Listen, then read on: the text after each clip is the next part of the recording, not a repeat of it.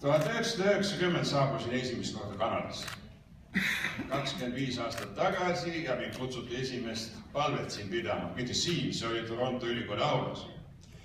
Ja ma mäletan nii selgesti, tulles Nõukogude Eestist, ma olin esimest korda väliseestlaste hulgas pastorina. Ma ei olnud kunagi näinud, kuidas te aastapäeva peate, mis te seal teete, ja ma olin väga pabinas, mis ma nüüd teen. Ja ma otsustasin, ma ei oska midagi muud teha, kui loen ainult Jumala sõna ja palun.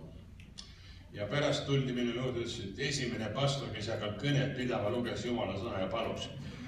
Nii et see oli väga ilus ja ma sain julgust. 25 aastat tagasi, seltskond on muutunud, tänane peakõneleja vist oli alles sündinud. Ta vist oli seal aktusel ka 2-aastasena, aga siin me oleme sõbrad. Ja ma mõtlen seda aega, kui ma seal tulin, siis Eesti ei olnud vaba, me palusime selle pärast ja kas me kõik uskusime, kes see kõik teoks sai, aga täna me oleme täiesti uues situatsioonis. Eks me peaks olema tänulikud selle eest Jumalale. Ma lugesin möödunud nädalal viimase Eesti peaministri Otto Tiefi elulugu. See ilmus Eestis möödunud aastal. Ja tema jäi Eestisse, ta surigi seal ja 1976. aastal, kui ta suri, siis on temast kirjutatud seal niimoodi. Otto Tief, te teate, kes oli Otto Tief, eks ole? Veidi enne surma Theodor Männikule avaldatud mõtetes ei näinud vana riigimees Eesti vabaduse ja iseseisvuse tagamiseks enam mingeid võimalusi. See oli Otto Tief. Ja raamatus öeldakse, õnneks ta eksis. Sõbrad, ja meie inimestena eksime, aga ma tahaksin ütelda, Jumal kunagi eksi. Ja selle tõttu, et ma ei eksiks ise ka, ma loen täna ka Jumala sõna. Ja siis me palume. Uues situatsioonis, ma ei tea, kas ma sama teksti lugesin, aga täna 25 aastat hiljem Jumal sõna on ikka sama. Kui sa sööd ja su kõht saab täis, siis kiida Issandat oma Jumalat hea maa pärast, mille ta sulle andis.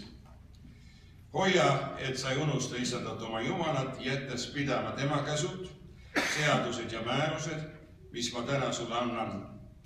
Et kui sa sööd ja su kõht saab täis ja sa ehitad ilusad kojad ning elad neis, kui su veised, lambad ja kitsed sigivad, su hõbe ja su kuld rohkeneb ja kõik, mis sul on kasvab, et su süda siis ei läheks suureliseks.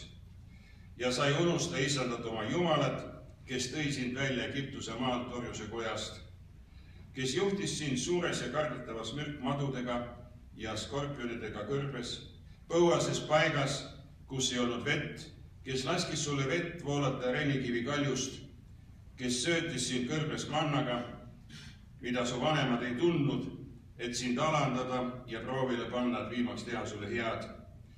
Ja ära ütle oma südames, mu oma jõud ja mu käeraam on soetunud mulle selle varanduse, vaid tuleta meelde Issandat oma Jumalat, et see on tema, kes annab sulle jõu varanduse soetamiseks, et kinnitada lepingut, mille ta vandudes tegi su vanematega, mis nüüd ongi teostunud. Amen. Palume koos. Taevane Isa, me täname, et sul on oma head plaanid meie kõigiga ja sul on oma head plaanid ka meie pisikese Eesti rahvaga, keda sa 1000 aastat tagasi lubasid tulla elama sinna Läänemere kaldale, sellele pisikesele maalapile ja seal me oleme üles kasvanud. Kange, pisike, kangekaelne rahvas, aga me oleme jäänud püsima. Me täname kõigi eelnevate põlvede eest, kes on võidelnud selle maa eest, kes on ka siis võidelnud, kui lootusetu olukord on. Ja täna, kui me seisame siin oma pisikese vabariigi 97. aasta sünnipäeval, siis me täname sind. Unustame ära selle, mis on minevikus olnud, elame rõõmsalt olevikus ja vaatame julgelt ka tulevikku. Anna meie juhtidele tarkust, anna meie rahvale tarkust, elada nii, et sinul oleks selleks hea meel. Anna tarkust meie juhtidele ka selles keerulises maailma situatsioonis, kus me praegu elame, teha tarku otsuseid. Me täname sind kõigi sõprade eest, mis me kõrval on, aga palume ka vaenlaste eest, et sa hoiaksid neid kurja tegemast, sest kuningate südamed on ka sinu käes. Õnnista meie väikest Eesti kogukonda selles maailma suurlinnas ja luba, et me tunneksime rõõmu, armastaksime üksteist ja kasutaksime kõiki võimalusi, mis sa meile oled andnud. Palume seda kõike Jeesuse nimel. Aamen. 1989. aastal Berliini müür tõmmati maha. Eesti koos teiste Ida-Euroopa riikidega saavutasid taasiseseisvust 2 aastat hiljem. See juhtus nii soodsasti, et kõik, mis saavutati peaaegu ilma mingit vere voolamist. Sel põhjusel kaua aega oli kerge arvata, et tulevikus Eesti meestel ei ole enam vaja relva üles võtta ja ohverdada oma elu oma isamaa eest. Et moodsas Euroopas sõda on aegunud kontsept. Kahjuks juhtumised, mis on toimunud Ukrainas pärast Sotši olümpiamängude lõppu näitab, et see arvamus on naiivne. Palju kordi läbi Eesti ajalugu Eesti mehed on pidanud sõtta minema Eesti vabaduse eest või kaitsta Eesti rahvast. Teises maailmasõjas, vabadussõjas, Jüriöö mässul ja Lembituga ordurüütlite vastu. Meie peame alati nende ohverdust ja nende sangarlikku tööd meeles pidama. Ma arvan, et need mõtted on kõige paremini väljendatud Piibli apokrüüfist Ekklesiastikust raamatust peatükk 44, salm 7-14. Ma nüüd loen seda ette teile inglise keeles. All these were honored in their generations and were the glory of their times. There be of them that have left a name behind them, that their praises might be reported. And some there be which have no memorial, who are perished as though they had never been, and are become as though they had never been, and their children after them. But these were merciful men, whose righteousness has not been forgotten. With their seed shall continually remain a good inheritance, and their children are within the covenant. Their seed standeth fast, and their children for their sakes. Their seed shall remain forever, and their glory shall not be blotted out. Their bodies are buried in peace, but their names liveth forevermore.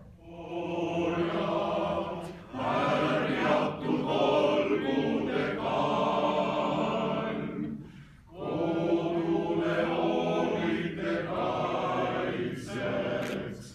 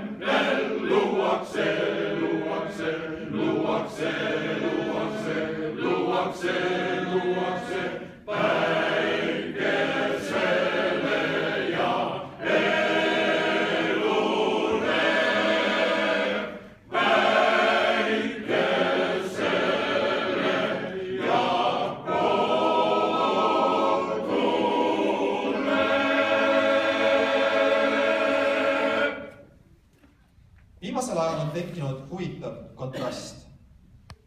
Kerge on kultuuri vastu huvi tunda. Vähem lihtne on kultuure omada ehk omaks võtta ja pidada. Kultuuri omamine on suhtumise küsimus. Sa tunned, et sinu teod mõjutavad kas või väiksemal viisil selle kultuuri kulgu. Kultuuri huviline on ka mõnus olla, aga kui huvi hääbub, siis huviline jätab selle projekti lihtsalt kõrvale ja liigub edasi järgmise projektile. Seega kultuuri täisrikkus laekub omajale, mitte huvilisele. Kultuuri omaja jaoks omandavad objektid ja üritused mitte üksnes funktsionaalset väärtust, vaid veel mitu kihti vaimset väärtust. Külaline on imponeeritud, massiivne laulukoor. Eestlane tunneb südames laulupidu. Turist imetleb Pika Hermanni vanalinna siluetis, aga kas ta mõtleb, et minusugused inimesed on aastasadu sedasama pilti näinud?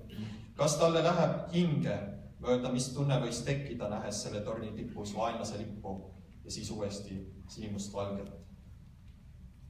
Ega kõik näited ei pruugi olla nii sügava tähtsusega. Jah, rahvatants on ka lihtsalt tants. Ja eestlane, kes paneb selga rahvariided, võib-olla ei mõtlegi väga tõsiselt selle peale, kuni ta tunneb, et keegi kolmas isik justkui ei saa aru sellest. Saad aru, see ei ole mingi Halloweeni kostüüm, mille ma leidsin väljamüügil, mille ma panen selga mingisuguse kapriisse statementina. Mu vanemad ja vanavanemad on kunagi samasuguseid riideid kandnud, võib-olla täpselt samu. Või äkki valmistas sõber või pereliike need rõivad spetsiaalselt minu jaoks. Tšehhi kirjanik Milan Kundera on kirjutanud kaalust ja kergusest. Kultuuriküsimust võib ka analüüsida kaalude ja kerguste valguses. Kultuuri omamine on kaal. Omaja võtab selle kultuuri rõõmud ja valud omaks. Kaalud võivad olla meie jaoks head või halvad. Hea on ta siis, kui ta teeb meie elu tähendusrikkamaks. Halb, kui ta piirab ja piinab meid. Aga kui meil on tasakaalustavat kergust, siis me tunneme, et halbade kaalude küüsist vabanimine on kuigi raske, siis ikka võimalik. See kergus aitab kaaludel jääda positiivseks, kuna me tunneme, et me võtame need kaalud enda peale oma endast tahtest. Neid mõtteid kokkuvõttes võib öelda, et kergus annab meile leevendust, kaal, rahuldust ja sügavust. Mõlemaid on vaja ja me peame igaüks otsustama, mis on meie enda jaoks õige suhe kaalude ja kerguste vahel. Ma usun, et paljud meist selles saalis on tunnetanud rolli, mida meie pärimuskultuur kaaluna täidab. Ent kaale on mitmeid sorte. Mis on konkreetselt kultuuri ja pärimuskultuuri väärtus? Väärtus võib olla filosoofne. Pärimuskultuur on aken ajalukku, mis tähendab, et me ei ole niisama suure maakera peale ilmunud, vaid oleme teatud konkreetse sugupuu tulemus. Me tunneme Eestis aastasadu tagasi elanud inimesi ära meie esivanematena, mitte lihtsalt inimestena. See annab meile rahu ja jõudu. Kultuur võib olla ka aken iseendasse, läbi teiste inimeste, kellel on sarnased, aga pisut erinevad kultuursed kogemused. Me ehk õpime midagi iseenda kohta. Aga selle väärtus esineb ka täitsa igapäevastes asjades. Koolis, ülikoolis ja erinevatel töökohtadel saadud sõpradega võib olla keeruline kontakti hoida. Ka Eesti ühiskond jääb ja toetab meid nii kaua, kui siin teisi eestlasi on. Kultuuri alusel loodud kogukond on ka paljuski mitmekülgne. Mind hämmastab minu endast kogemusest, kui paljudel kanadalastel ja ameeriklastel on sõprusringkond ainult pealiskaudselt mitmekülgne. Kuna selle liikmetel on justkui kloonitud poliitilised, majanduslikud, usulised ja sotsiaalsed väärtused tegelikkuses. Meie Kanada-Eesti ühiskonnal on teatud levinud kallakud, aga ta põhimõtteliselt ületab kõige selle, kuna ainuke tingimus sellesse kuulumiseks on tahe seda kultuuri edendada. Pärimuskultuuri kõige otsesem väärtus on lihtsalt erinemine laiast hallist massist. Irooniline on see, et me ei vali pärimuskultuuri. Sõna definitsiooni järgi me pärime selle vanematelt, esivanematelt. Kriitiku jaoks see on nõrkus. Me täitsa suvaliselt sündisime eestlasteks, oleks võinud sama hästi sündida ju lätlasteks või hiinlasteks. Ja lisaks, kes küsis meie nõusolekut? Äkki oleksin parema meelega sündinud prantslaseks. Aga seesama pärimine võib olla ka väga positiivne. Erinevalt seltskondadest, millega me oleme lihtsalt huvi pärast liitunud, me ei pea mitte kunagi õigustama enda kuuluvust, seda mitte teistele ja mitte iseendale. Me ei pea muretsema vale otsuse üle ega tundma otsustamisängi. Tõepoolest, ainuke otsus, mille me peame ette võtma, on lühiajaline. Kui sellest kaalust saab ebameeldiv koormus, kui see eestlus jääb meie jaoks pisut liiga väikseks, siis me võime hommikul ärgates otsustada, et me oleme täna pigem kanadalane või maailma kodanik. Me võime koguni mitu aastat Eesti ühiskonnast ära olla ja siis otsustada tagasi tulla. Me saame seda teha, sest me oleme lapsepõlves omandanud pärimuskultuuri. Sõbrad, kõik see on ja jääb pärimuskultuuri väärtuseks ja kõigi selle jaoks on raske asendust leida.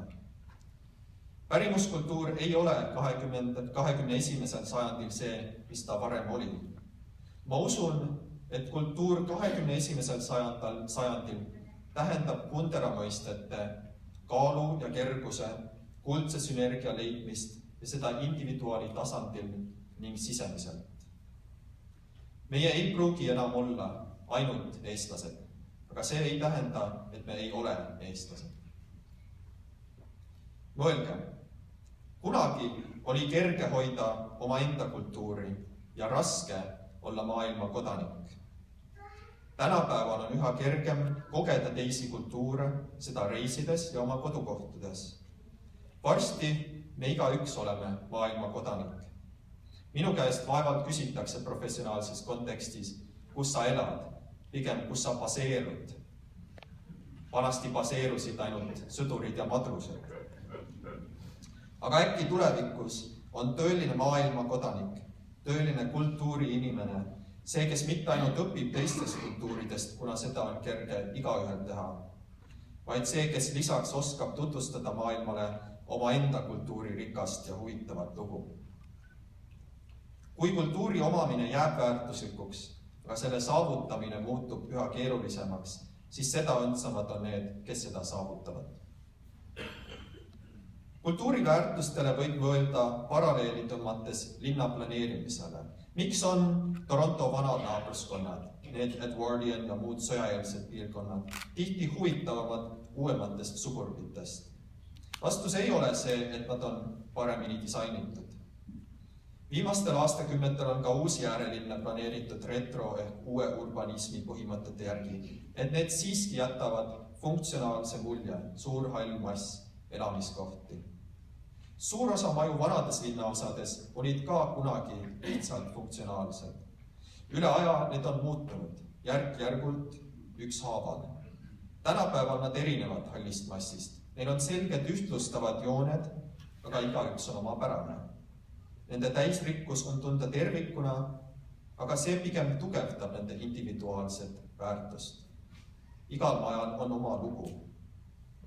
Tuntud linnateadlane Jane Jacobs kommenteerides aastakümneid tagasi toonast üldlevinud vastuolu vanadele linnaosadele kirjutas nõnda. Niivõrd oluliselt on vanad hooned linnadele, et ilma nendeta on tõenäoliselt võimatu kasvatada õitsvaid tänavaid ja piirkondi. Ainuke risk vanale piirkonnale või tänavale on see, et ta kunagi tulevikus on vananenud läbi ja läbi, maha käinud. Ent selline linnaosa ei ole mitte nurjunud oma iganemise tõttu, vastupidi, ta on iganenud, sest et ta on nurjas. Mingi teise põhjuse või põhjuste pärast tema ettevõtted ja inimesed ei ole jõudnud toetada kasvu. Võib-olla ta ei ole suutnud enda oma inimesi hoida ja ei ole suutnud uustulnukaid kaasa haarata. Edukas linnaosas vahetatakse iga aastaga mõned vanad majad uute vastu. Üle aja tekib dünaamiline segu hoonetest igast vanusest ja sordist. Me räägime siin mitte tundidest ja päevadest, vaid aastakümnetest ja põlvkondadest. Tsitaadi lõpp. Kultuuriga on samamoodi. Kultuurid õitsevad, kui nad muutuvad. Mõned vanad majad vahetatakse välja uute vastu. Uued põlvkonnad jätavad jälle. Kõige olulisem on, et kollektiivselt säilib järjepidevus.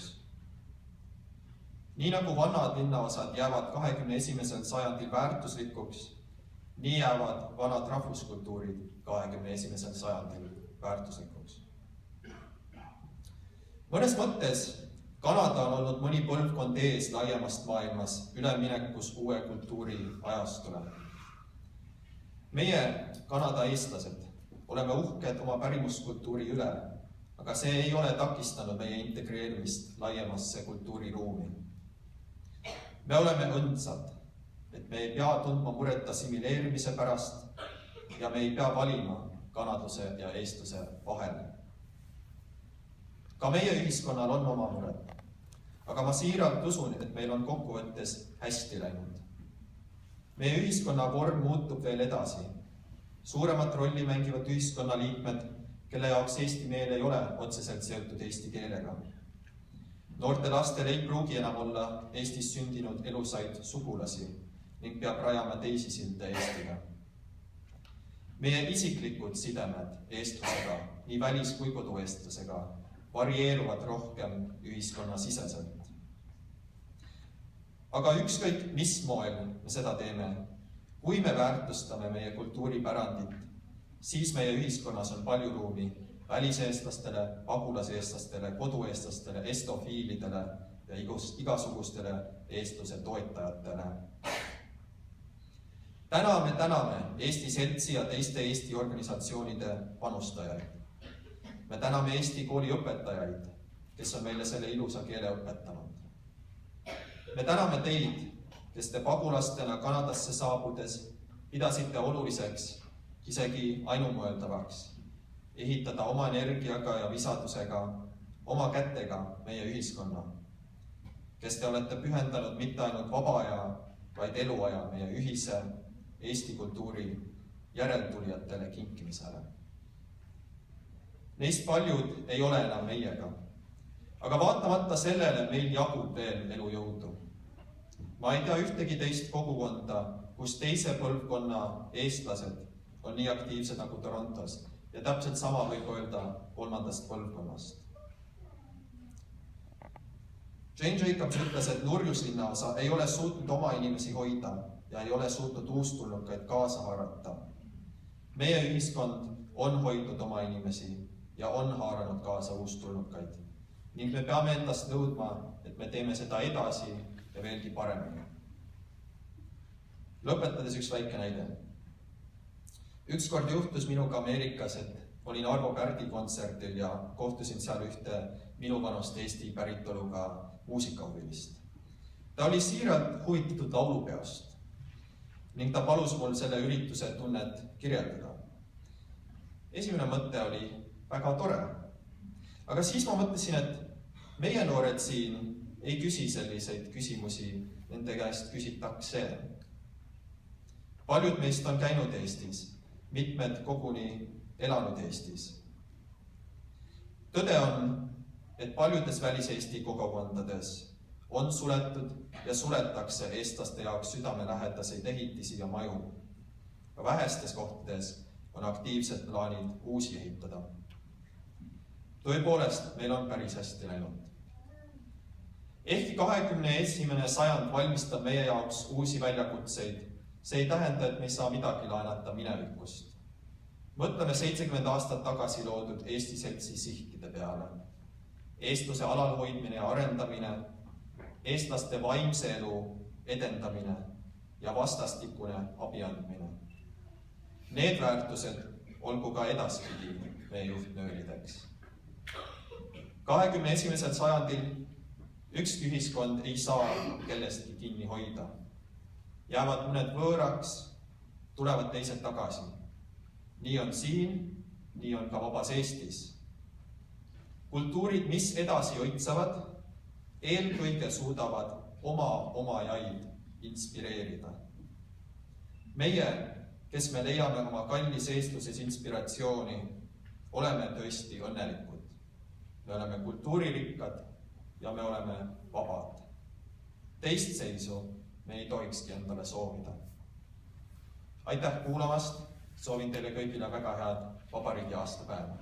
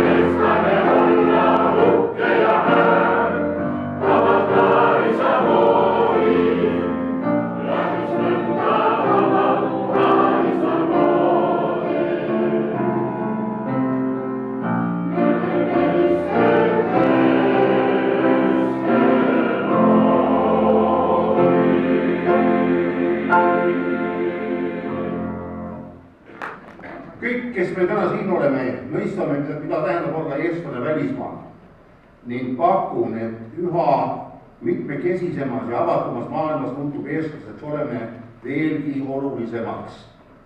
Meil on tõsist vajadust endid identifitseerida väikese rahvana, kes hindab kõrget vabadust.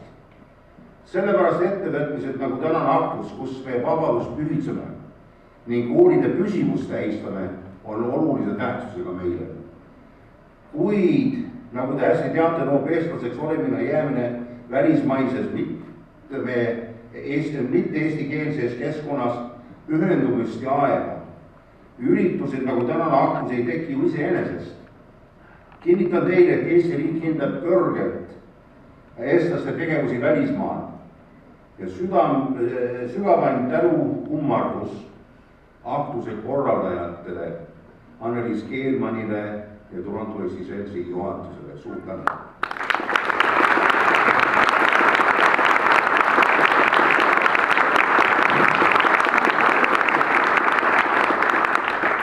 Our guest speaker today was Veikko Parmi. I think in his CV that was read before, Veikko got his basic training in the Estonian Army just a few months ago, and he became the commander of a mortar battery. Now, as you know, mortars are such things that the shell leaves the tube quite silently, but at the other end, it's got quite an influence. It's got quite an impact. I just thought of it over there. Veikko was the same way. He's sort of a very normal,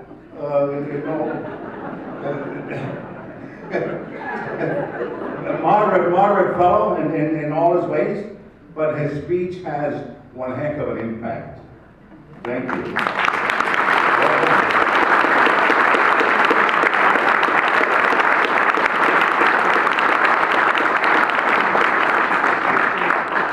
Aitäh vastu Jüri Puusakele vaimsete sõnade eest, nooremleitnant Markus Avisaarele langenute mälestamise eest.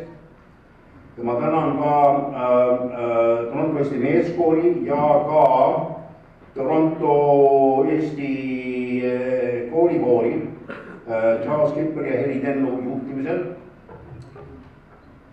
Muidugi orkester Dola, kes alati oskab väga uhkelt kaunistada meie aktust ja meie, kuidas see nüüd oli, meie dirigendid Tiina Paluoja ja Pilja Paluja. Muidugi end Piiastada, kes veteran dirigent on seda ettevõtmist aastaid juba teinud.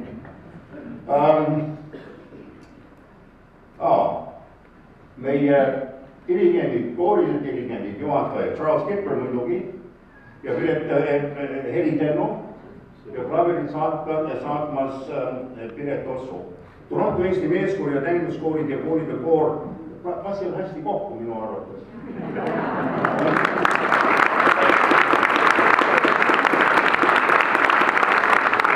Kui meestel oleks ka sellised värvused kostüümid, nad nagu kaoks selle pildil ära. Suur tänu hästi tehtud. Muidugi solist, nagu alati, Prima, Aagitas.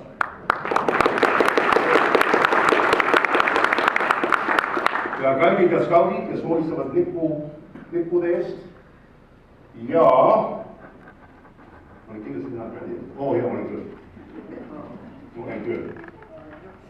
Te nägite, et üks naiste toimkond oli siin ukse ees. Nemad on need, kes lasivad sisse soovitavaid külalisi ja ebasoovitavaid nad keeravad ära. Ja need olid 4 Huubel, Ellen Leivat, Maja Matsu, Saarne Vesi ja Rutt Veskemets. Aitäh!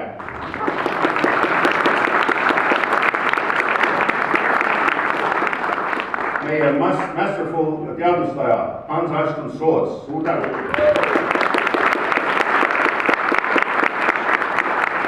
Ja tavaplaanil alati tehniliste korralduste valitseja Alan Eestrat.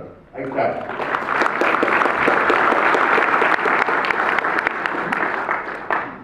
Kindlasti, et tulen kedagi välja. Oh jaa, aitäh taas! Nii. Arvud Õrsken, Eesti hümn ja siis lippude väljamine.